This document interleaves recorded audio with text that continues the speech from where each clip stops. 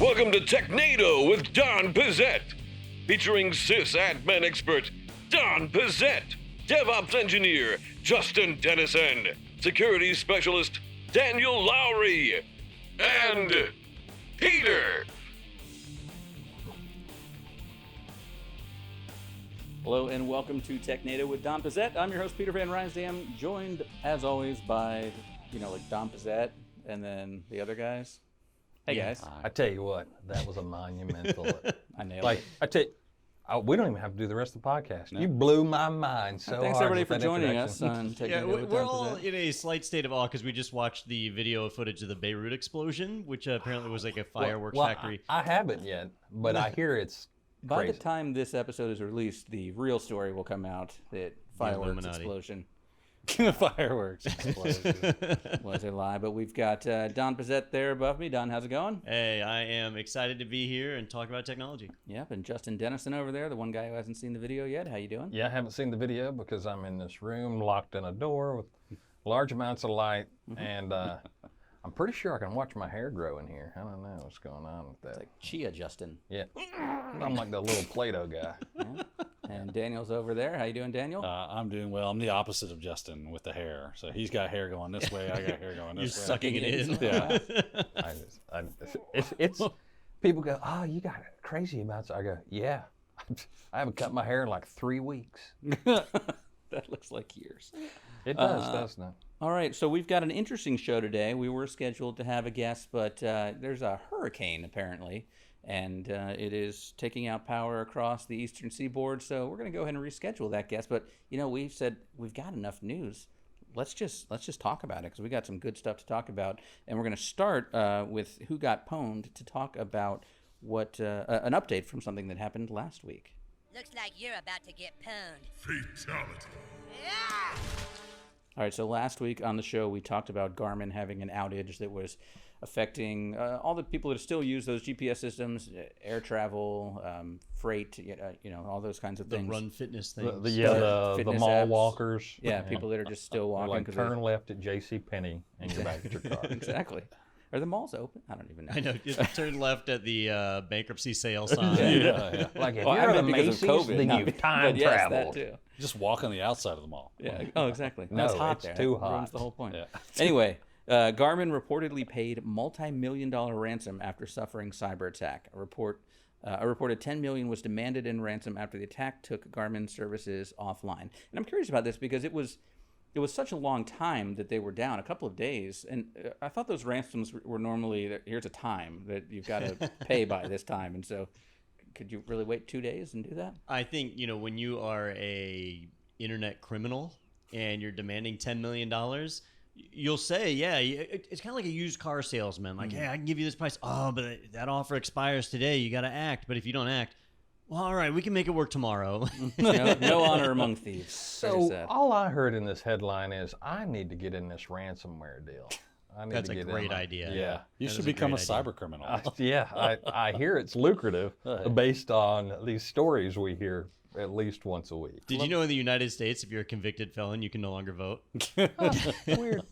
or Or own a firearm, yeah.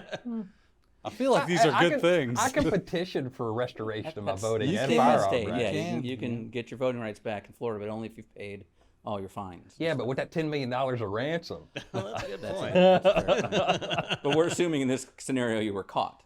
Oh, Here's yeah, what but you- if I properly laundered that money. Here's what you do, Holmes. Here's what you do. You steal a big chunk of money, right? You ransom big money, and you put that in a high yield interest like type of security, and you go do some time, like 3 or 4 years, while it's building all that interest up. And you go, listen, y'all let me out of this jail, I'll give you that money back. Yep. And then they let you out, and you get that money. Free money for you, Yeah, so kids, just remember, crime doesn't pay. Stay in school. unless you're smart about it. But in all seriousness, it's morally and ethically wrong. That is that. But But it who still defines amazes me, greatness? like how, like it just keeps happening. Like at some point, there's going to be a group of people who used to live in their mom's basement, and now they're driving Ferraris, and somebody's going to go, I think I know what they're doing. It's definitely ransomware people. I feel like a lot of that ransomware comes from other countries where we have no control. Well, yeah, this one looks like it was linked to a Russian-based hacking group.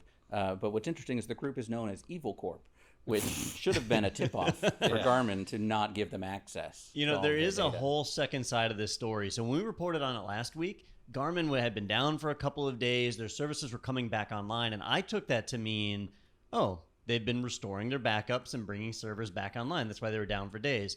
But it turns out that they wanted to pay the ransom right away.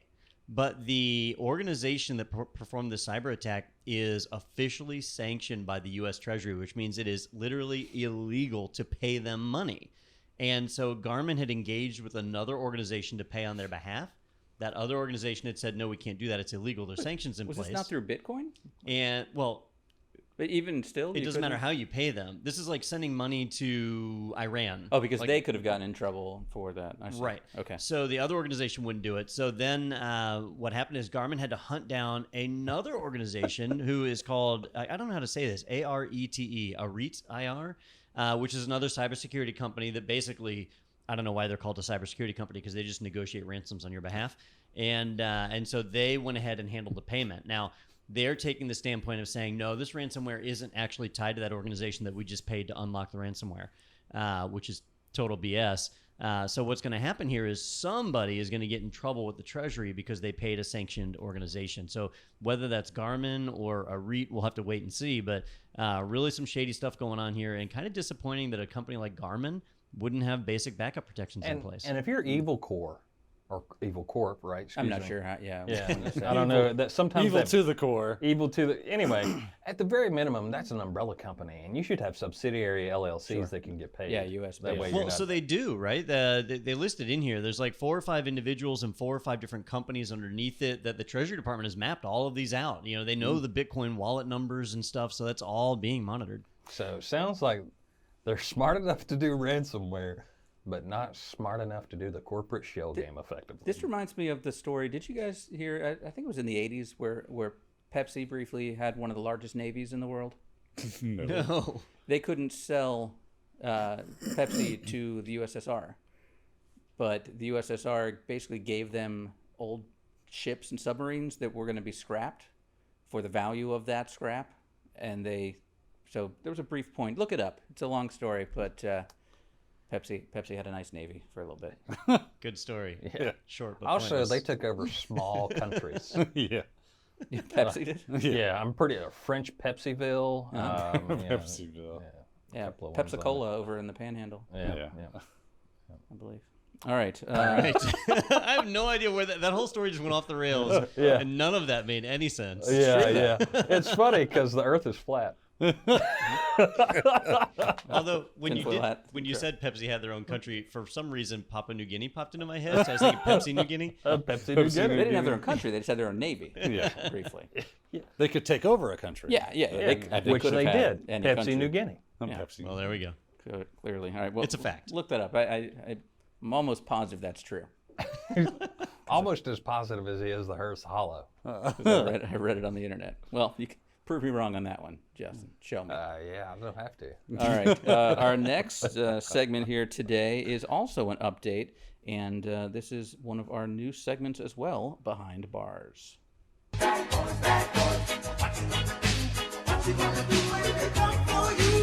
the law, and you'll go to jail. That's a warning for Well, you. for the most, Yeah. for most of the time.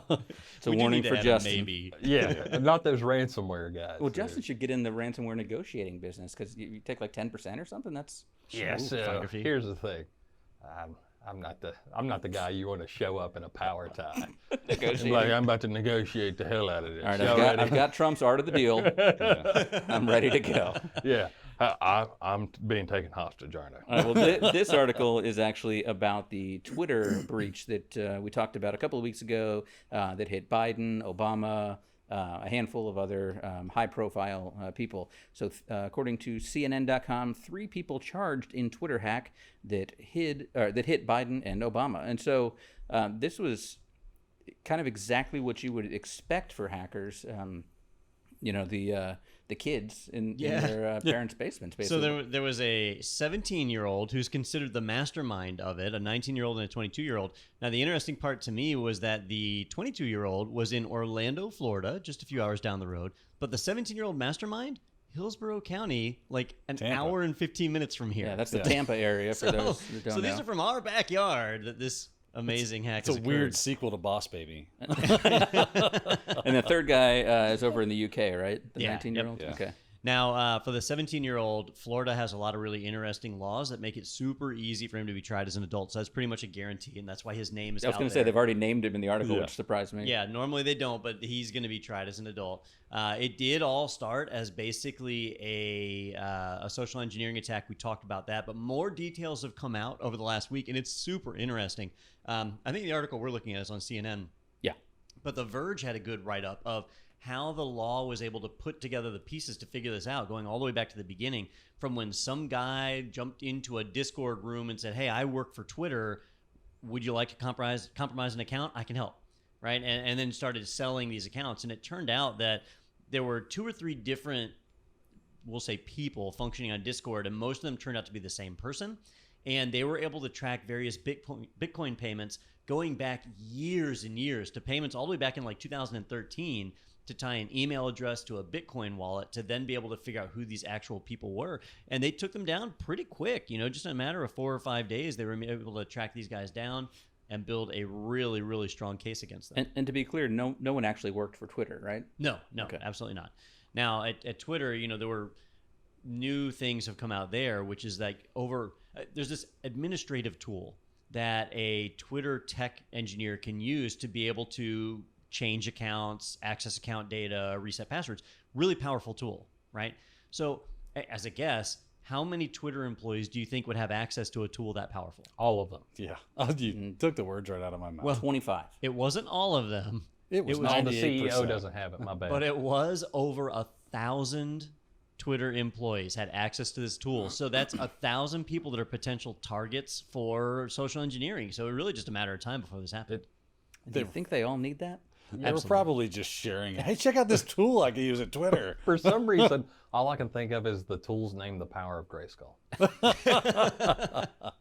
So, it reminded me of like when you run a small business, when you're just getting started, when you have an IT department of 2 people, you're both domain admins. You both have root accounts, right?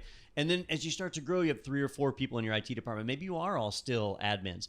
But eventually there comes a point where you've got 10, 15, 20 people in your IT department where you say, you know what? Time for some separation of duties. This is privileged access, right? This is Yeah. what we talked about with Psychotic and Joe Carson. Oh, yeah, It's, yeah.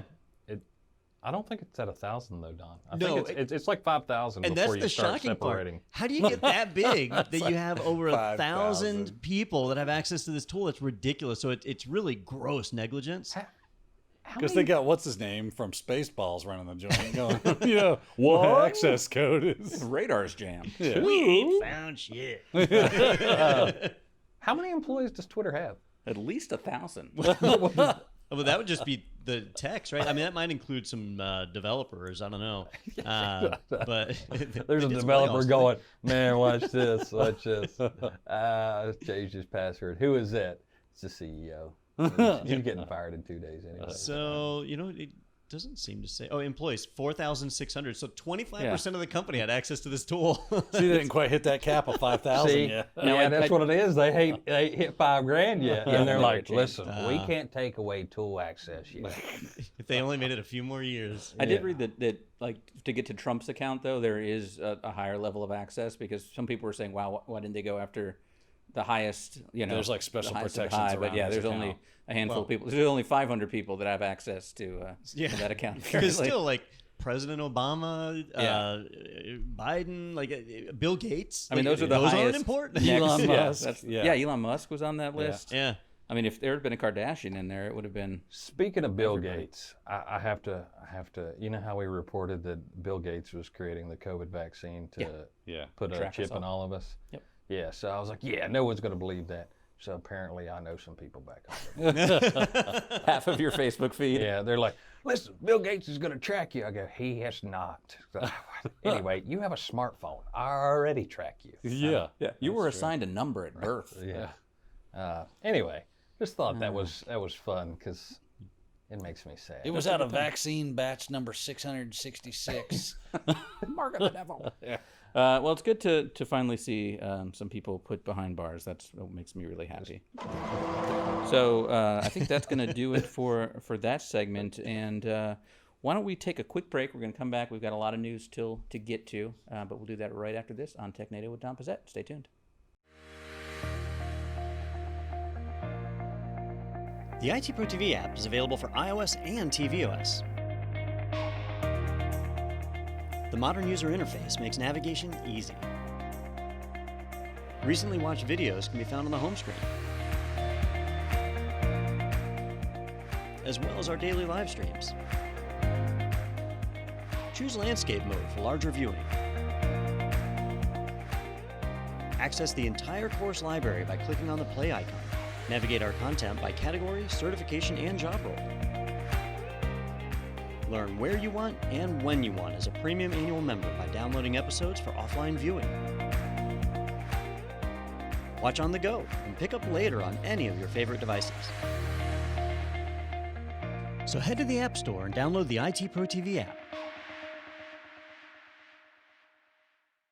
Welcome back to Technado with Don Pizzette. We got a lot of news to get to, so let's go ahead and jump right in with our first article from Engadget.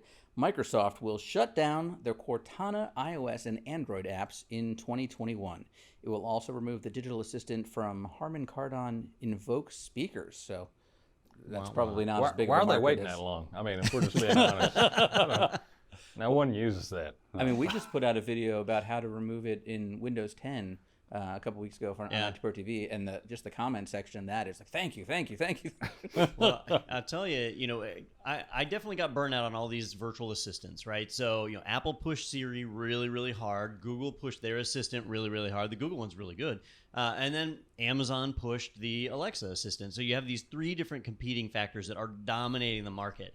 Well, that didn't stop other people from launching more. So like Samsung came in with their Bixby assistant, which was just dumb at that point because they were already running Android. Just use the Google one. I was going to say, you've already got one on the device. Yeah. Microsoft brought out Cortana. And it's like, man, I don't need all these different assistants because you get different responses based on different questions, different functionality. It's just too much of a mess. Well, apparently I wasn't the only person thinking that because very, very few people used Cortana on iOS and Android. And because those platforms already had their own built-in system, the redundancy was very obvious. Now, Samsung has doubled down on Bixby. It's now included in some refrigerators and washing machines and things. It's ridiculous. But Microsoft is apparently being a little bit smarter, and they are shutting down Cortana pretty much everywhere except for on the Xbox and on the PC. And what that means is they're really removing it from being a consumer-facing tool to being more of a back end, something that's powering their cloud services and other infrastructure. So Cortana's not going away entirely, but it's definitely not the home assistant that Microsoft was pushing for. Well, I'm just glad there's one less thing to get wrong where the nearest barbecue restaurant is. So every time I will give it this. In recent times, I've used Siri to add reminders to my phone, and she has been able to figure that out. If I ask for directions anywhere, I have yet to see anything closer than 600 miles away. I've had that conversation with my wife because I'll be like, so where are we going for dinner? She's like, oh, I want to try out this new restaurant. I'm like, cool, where's it at? I don't know. Hey, Siri. And I'm like, why are you asking her? It's in Tacoma, That thing. Is this, we're going to South Africa. That's yeah, weird. it's very authentic Vietnamese food. It's in plus it didn't find Vietnam. Vietnamese food. It found like a Home Depot. It's like, drywall is the same thing, right? Justin, if you need the nearest barbecue restaurant, you just call me. Oh, I know. So here's the thing. If it's inside of town, I'm like, okay, where am I? What side of town? What's the nearest good barbecue restaurant where I am? David's. Well, this is a tech podcast, but Peter is our resident barbecue connoisseur. I should start. What would I call that? What's the wine guy? Sommelier. You're a barbecue sommelier. PVR's BBQ. Oh, I like that. BBQ VR? No, that's virtual reality.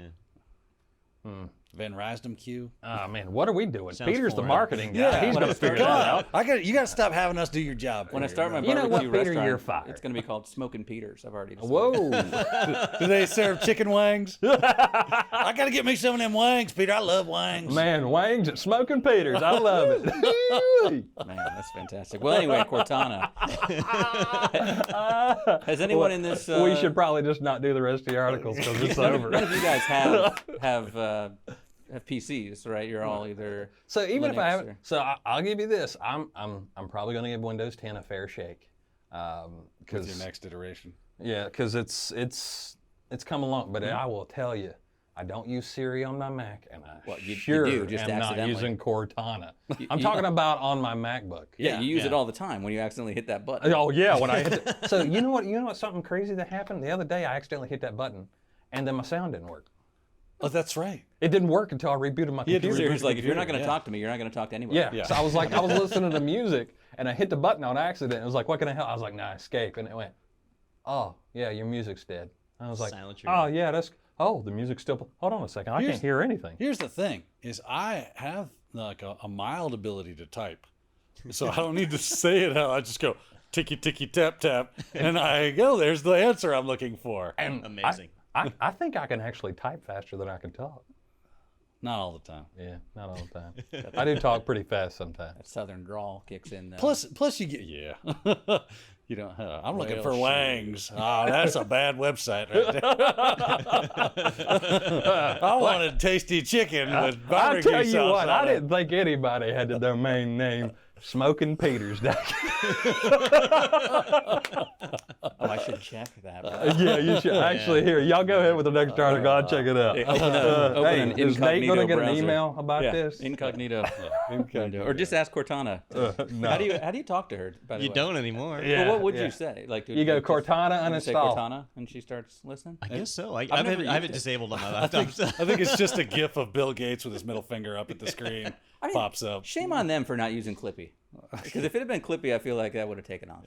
I am scared of typing this in, but I'm going to. By the way, it's smoking without a G. Oh, of course. Okay, I just want to clarify. That's a this. given. Smoke in.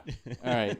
While he's looking that up, let's go ahead and jump over to our next article getting from tomanthony.co.uk. This is Tom's blog, but not Tom's hardware. Nope. Zoom security exploit, cracking private meeting passwords. So this is something I feel like we haven't talked about in a few weeks, but for a while at the beginning of the pandemic, Justin found something. So it's available, Peter. You should buy it right now. Well, I have until this podcast is released to the public. Yeah, you, like as soon as we're done, if you don't on buy that. it, I'm going to. How much is it? I don't know. I mean, if it's available, it's. Anyway, carry on. Something about So Zoom meetings, we talked about at the beginning a lot of security exploits Yep. with Zoom. And people, Zoom bombing was going on. people coming into meetings, and then they got things better.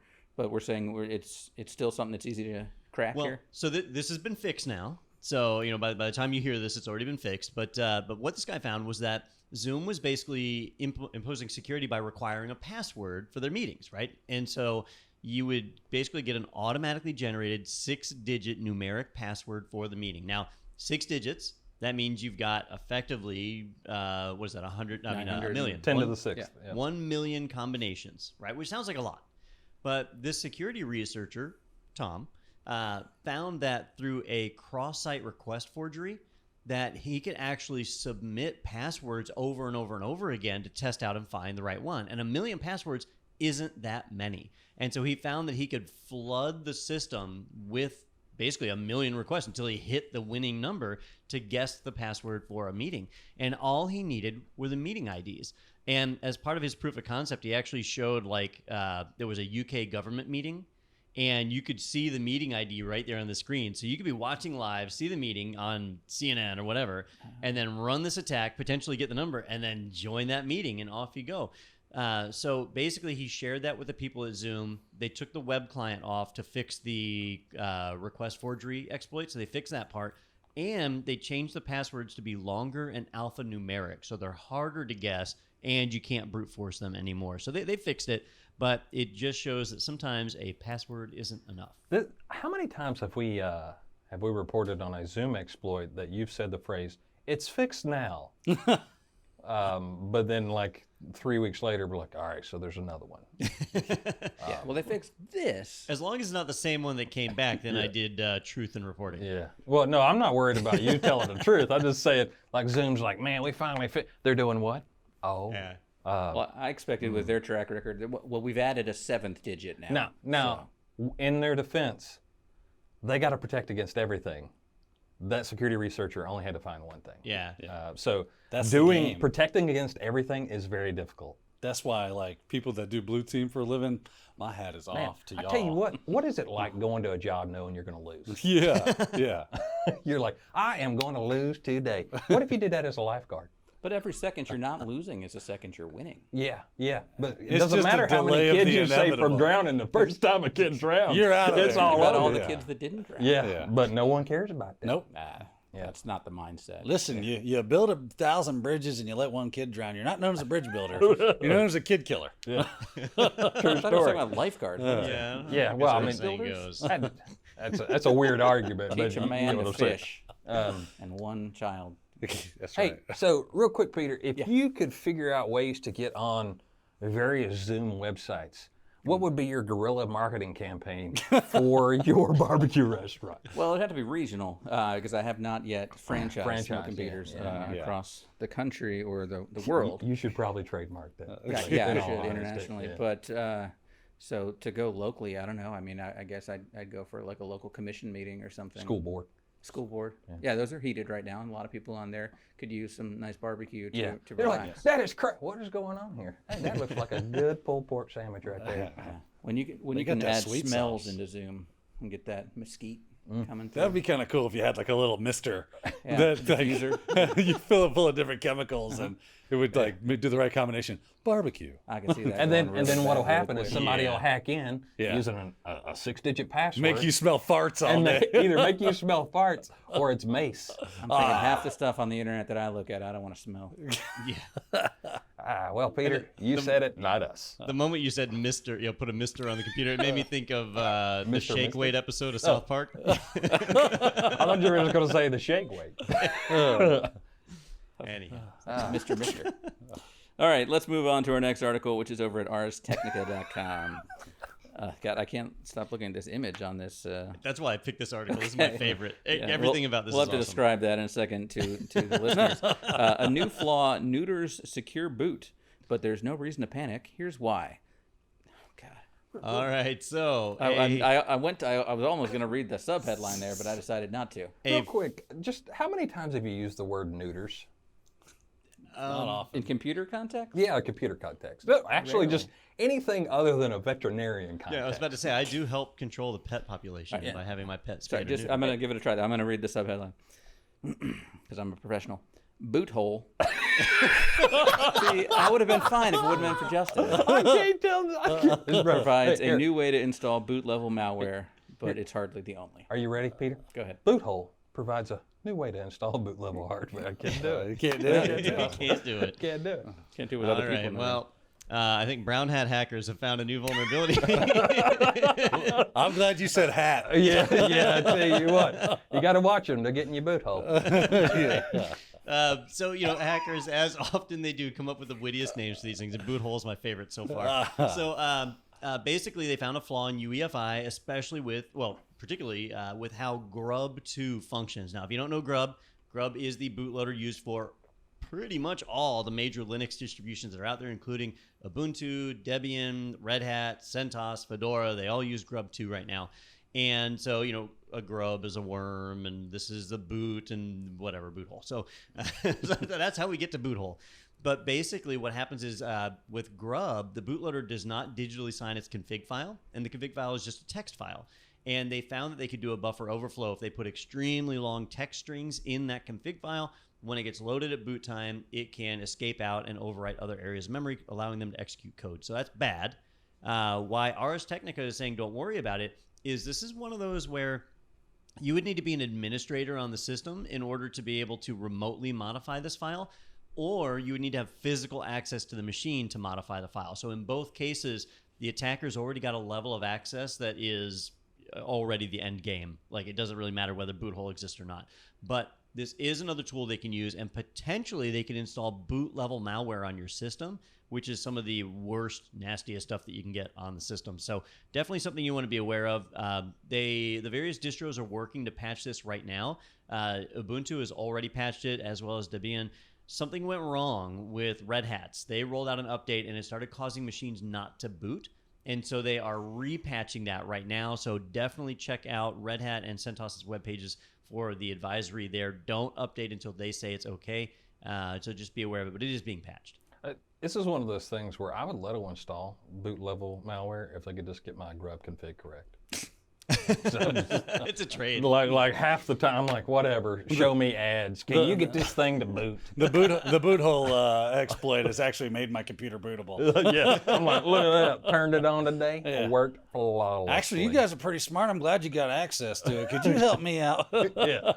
I'm gonna need 2 more Yahoo toolbars. Man, I just put some Bitcoin in your purse every 30 days, and we'll call you tech support. Did you see in the congressional trial last week where the various congressmen and women were grilling all of the big heads of the Silicon Valley firms? Yeah. And when is it Sundar Pichai, or however you say his name, from Google, one of the senators was like, well, when my dad checks his email, this goes into spam, and why is that? You like turned it into a tech support call.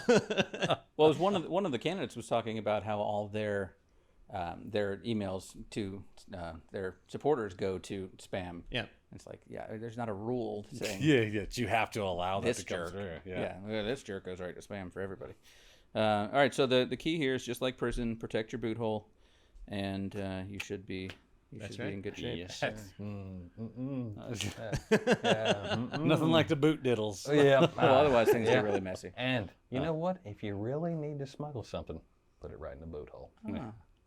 It's the last place that I thought it was the first place they went. That's the OS purse. The old prison wallet. Yeah. Oh. Yep. just making So sure now that Justin we've doesn't know skirted around Prison rape jokes. and rectal smuggling, we should Rectal smuggling. Nicest Boot way hole. that's ever been said. How'd you get a corgi in there? that's not a corgi. That dog's got he's got a whole rebreather on it and everything. Do they make corgi-sized snorkels? Yeah, they do. Justin's face is priceless. Our next article is from zdnet.com.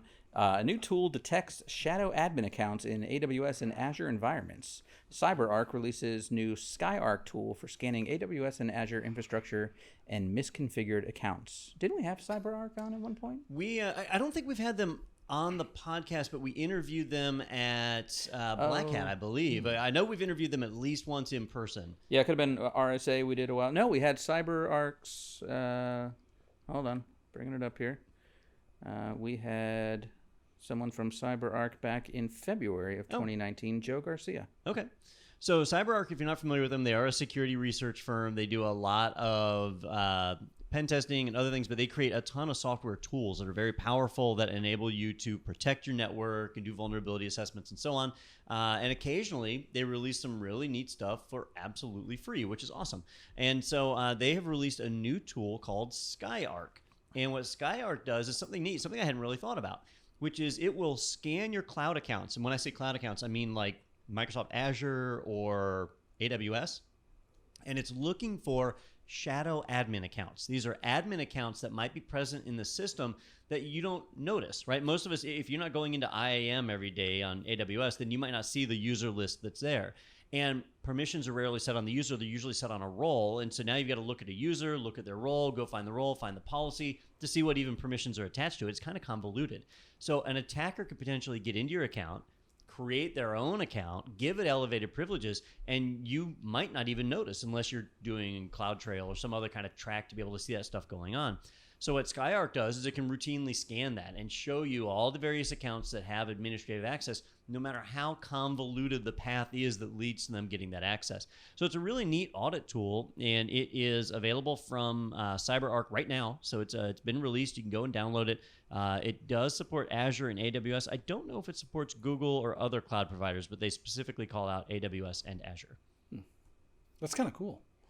being able to, like, I was reading the article and it was saying that a lot of these accounts can kind of aggregate different permissions and ultimately become some sort of like shadow admin. I was like, I never thought about that happening. You got to worry about that in the operating system, but no, I didn't think about that in my cloud world, honestly. Especially with like nested roles. Yeah. I might have a role that's part of another role that's part of the administrative role.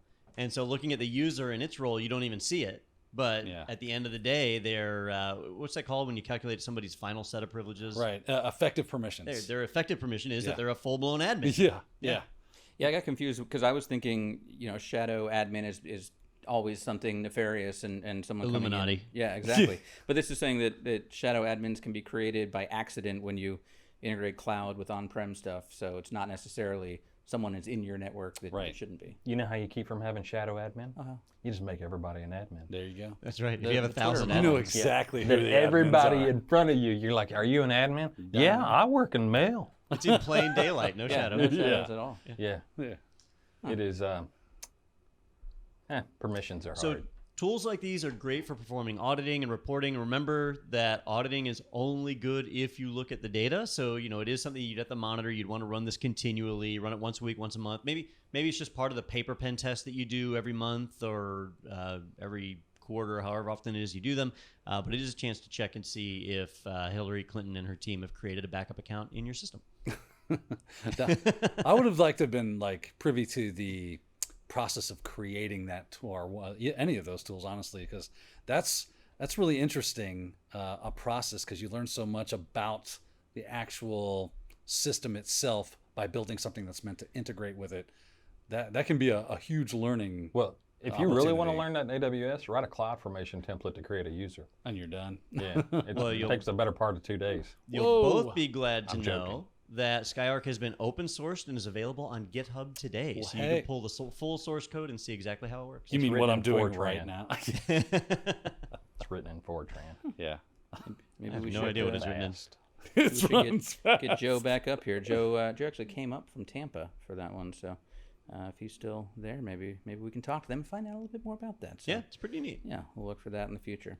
All right, guys, we have a webinar coming up actually today, the day this webinar is released. It is with Don Pizzette here. 3 things to know before starting your own IT business. And he's actually going to be talking with Tom Lawrence, who owns an MSP as well. So we'll get 2 perspectives on there, which would be great. We're talking about carving out your own path in the world of IT. So that is Thursday, August 6th, 2 p.m. Eastern Time. And it will also be archived. So if you're listening to this after that time, don't worry, you can still head over to itpro.tv/webinars and see an archive of that, as well as all the other webinars that we've done in the past. And I know we've got some more coming up this month about what are we doing this month? Cloud? No, that's next month. DevOps. Thank you. I'm like, why am I? Because nobody knows what it is. Well, I know, it's so nebulous. Yeah, I remember because Justin was going to do one about Python, and then he didn't. So Then he did. All right, hold on. We're going to back up. You better set the timer because that's not how it happened. are you doing one this month though? Don't you have one later this month? It's me and Joe co-SMEing one. Yeah, you're talking about what is DevOps and what does it really mean? DevOps myths. DevOps myths, and we're busting them. Yeah. Man, you should do one all about like defining what DevOps is, because there's no real good definition. Yeah. You can say whatever the hell you want. And go, Nobody that can is prove the you wrong." gospel of Paul. 30-second webinar. Did you know that DevOps is Nathan's hot dogs? Yeah. Amazing. It is. Yep. 700 of them. 700. Oh, and for the record, the Skyark tool is written almost entirely in PowerShell. So it's actually not a language. Yeah. I'm out. Man, That's you a didn't buzz say deal that right ahead there. of time. Yeah. I retract my former statement. Yeah. I mean, A lot of security researchers It these is. days are big on PowerShell. They It's- love the PowerShell. yeah, because some reason typing a sentence to get a single command to run is something I enjoy doing. Jeffrey Sanders is laughing somewhere. Get dash Maniacally. AWS dash policy dash user dash role. Whoever created PowerShell must be on drugs. Yeah. If that one guy was never shot, we wouldn't have it. Remember? That's right. I learned that here on Technado. Yeah. Man, Heard I it got to get first. that DeLorean out of the. Save that guy. Jump in the way of the bullet. Okay, yeah. For some reason, all I could think about was the guy who shot Reagan. Yeah, John that's William Hinckley. Yeah. I think he would have mentioned his name if it had been Reagan. He's like, I love you, Jodie Foster. Yeah. All right. While you're on that internet, head over to go.itpro.tv/Technado, and that is where you can find out all about all the great things from IT Pro TV. You can get a 30% off coupon code, a 7-day free trial, all for your personal subscription. And if you're part of a business and have a team, you can request a demo for your team where you can see all of the great features that are available to teams, like the Pro Portal and some other great stuff.